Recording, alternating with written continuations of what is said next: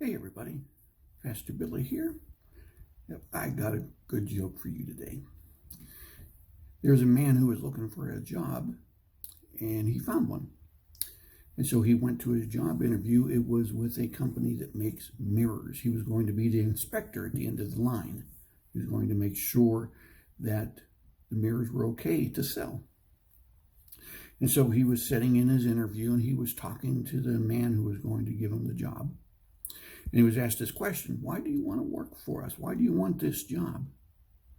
And the man replied with this: I can see myself doing it. We look in a mirror and we see ourselves. We look in a mirror to make sure that what we see we like. We fix our hair, make sure we're ready. If you wear makeup, we make sure it looks good. Sometimes we look just to see how we're doing. Mirrors give us a reflection of ourselves. It's an image of ourselves. We can touch our faces and we feel something. But when we touch the mirror, when we reach out,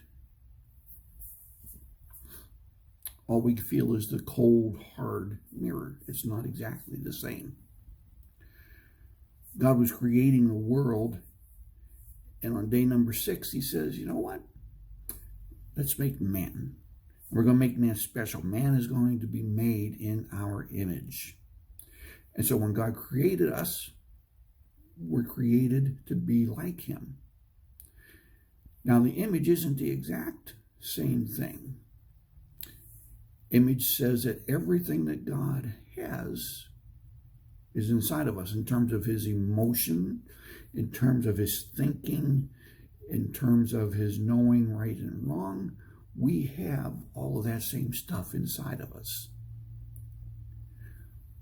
But what we reflect isn't perfect like what God is, because we're not perfect. We're sinful. To help us with this whole image thing, God sent Jesus. And all through the Bible, we're told that Jesus comes for us. He came to show us what living like God is all about.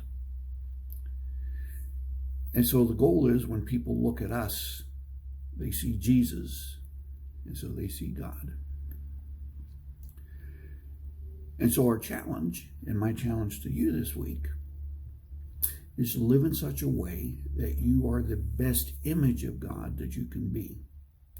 So that when people look at you, they'll see something that's not necessarily you, but it's an image of Jesus in you.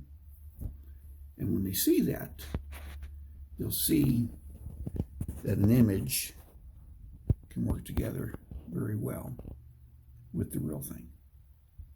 Talk to you later.